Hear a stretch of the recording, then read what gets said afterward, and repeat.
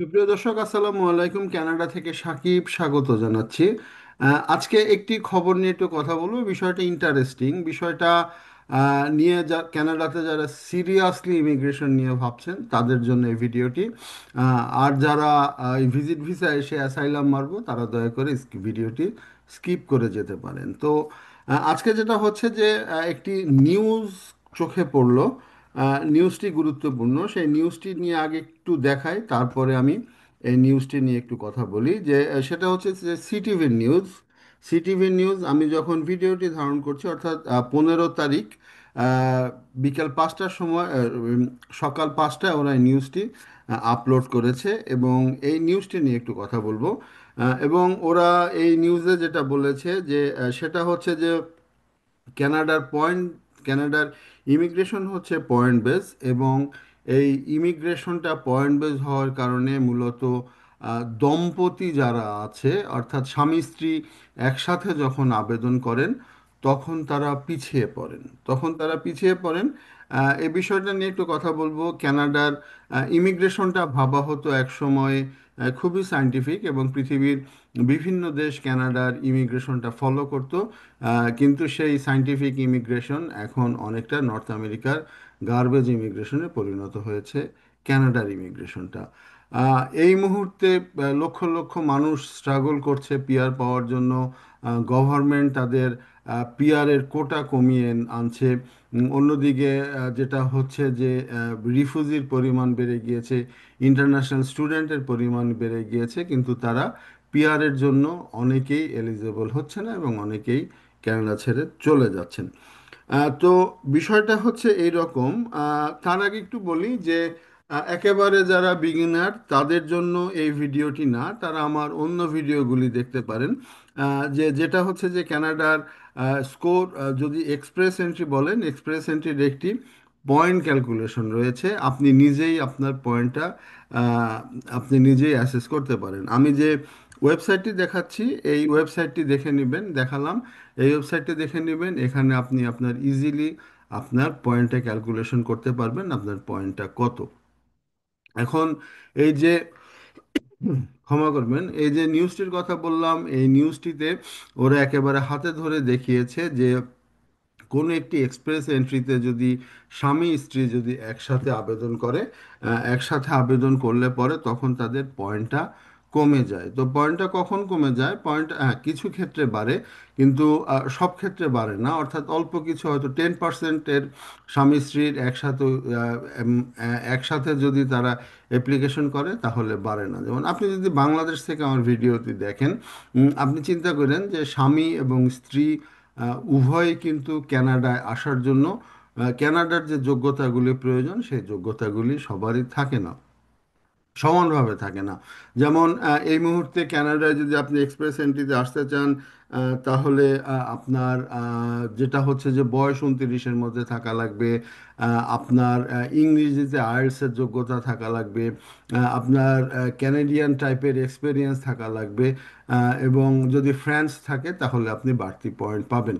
তো অনেকেই স্বামী স্ত্রী যখন থাকে, দেখা যায় যে স্ত্রীর হয়তো এই ধরনের যোগ্যতাটা থাকে না, এবং স্ত্রীর এই ধরনের যোগ্যতাটা না থাকার ফলে যেহেতু পয়েন্ট ক্যালকুলেশনে স্ত্রীর পয়েন্টটাও একটি ফ্যাক্টর হয় এক্সপ্রেস এন্ট্রিতে, সেক্ষেত্রে তারা পিছিয়ে পড়ে। তো এই নিউজটা পড়লে আবারও বুঝবেন, আমি একটু জাস্ট নিউজটা একটু জিস্ট আলোচনা করছি, না হলে দীর্ঘ হয়ে যাবে। আর অন্যদিকে কানাডার মধ্যে থেকে যে সমস্ত ইন্টারন্যাশনাল স্টুডেন্টরা কাজ করছে এবং তারা এখানে বিয়ে করে, কারণ অনেকেই দেখা যায় যে পড়াশোনার পরে 3 বছর 6 বছর তারা কাজ করে, কাজ করার পরে তারা একটা না একটা সময় পিআরের জন্য এলিজেবল হয়। তো তারা যখন পিআরের জন্য এলিজেবল হয়, ঠিক সেই সময়টাতে তাদের যদি স্ত্রী থাকে বা আম, কোনো মহিলা যদি মেইন অ্যাপ্লিকেন্ট হয় এবং স্বামী যদি তার ডিপেন্ডেন্ট হয়, সেক্ষেত্রে স্বামীর যদি পড়াশোনাটা কম থাকে, আইএলটিএসের স্কোর যদি কম থাকে, এবং এর পাশাপাশি ফ্রেঞ্চ ভাষায় যদি দক্ষতা না থাকে, সেক্ষেত্রে তাদের পয়েন্টটা কিন্তু কমে যায়। তো এখন আপনারা জানেন যে কাট অফ স্কোর, আমাদের গত ভিডিওগুলো যদি খেয়াল করেন, কাট অফ স্কোর 520-এর নিচে নামছে না। তো এটা এইভাবেই ঘোরাঘুরি করবে। তো দুইজনের পয়েন্ট যোগ, মানে দুইজনের পয়েন্ট নিয়ে সেই 520-25 না হওয়ার ফলে অনেকেই একটা টেকনিক করছে। সেই টেকনিকটা এই নিউজে আলোচিত হয়েছে। সেই টেকনিকটা হচ্ছে যে হ্যাঁ, সে বিয়ে করেছে, সে দেখায় যে সে বিয়ে, এখানে কোনো মিথ্যার আশ্রয় নেয় না। মিথ্যার আশ্রয়টা বা একটু অন্যভাবে টেকনিক্যালি লেখে যে তার ওয়াইফ এই মুহূর্তে কানাডায় আস, যদি কানাডার ভিতরে থাকে তাহলে তার ওয়াইফ এই মুহূর্তে কানাডায় থাকতে চাচ্ছে না, সে দেশে চলে যাবে। অথবা বাংলাদেশ থেকে যারা অ্যাপ্লিকেশন করেন বা পৃথিবীর অন্যান্য দেশ থেকে যারা অ্যাপ্লিকেশন করেন তারা দেখায় যে না, আমি একা আসবো, আমার ওয়াইফ আমার সাথে আসবে না। তো ওয়াইফ ছাড়া কেউ যদি একা যদি অ্যাপ্লিকেশন করে, বা মনে করেন কোনো মহিলা সে যদি তার স্বামীকে রেখে যদি অ্যাপ্লিকেশন করে, এবং তাদের পয়েন্ট সিস্টেমটা কিন্তু তখন বেড়ে যায়, অর্থাৎ সব যোগ্যতাগুলি থাকা লাগবে, পয়েন্ট সিস্টেমটা বেড়ে যায়। তো সাম্প্রতিক সময়ে আইআরসিসি এই নিউজটার বরাত দিয়ে বলছি যে কিছু আইডেন্টিফাই করেছে এই ধরনের, যে তাদের স্বামী থাকা সত্ত্বেও তাদেরকে আহ, বা স্ত্রী থাকা সত্ত্বেও সে তার জন্য অ্যাপ্লিকেশন করছেন, এবং আইআরসিসি জানতে চেয়েছে যে এটা কেন হচ্ছে। তো সেই ক্ষেত্রে তারা ব্যাখ্যা দিচ্ছে যে সে আপাতত আসতে ইন্টারেস্ট না। তো এই রিপোর্টটিতে বেশ কিছু ইমিগ্রেশন লয়ারের ইন্টারভিউ নেওয়া হয়েছে, এবং লয়াররা বলেছে যে এটা বৈধ। এটা বৈধ এই কারণে যে সে আসতে চাচ্ছে না, সে তো আসতে নাও চাইতে পারে। তো সে কিন্তু সে তো আর মিথ্যা কথা বলেনি, সে তো আর সত্য গোপন করেনি যে তার স্ত্রী নাই বা তার স্ত্রী সে বিবাহিত না। তো সেক্ষেত্রে পরবর্তী সময়ে সে মাইন্ড চেঞ্জ করে ফ্যামিলির রিইউনিফিকেশন নামে যে একটা স্ট্রিম আছে, সেই জায়গাটাতে পরবর্তী সময়ে অ্যাপ্লিকেশন করে সে চলে আসে।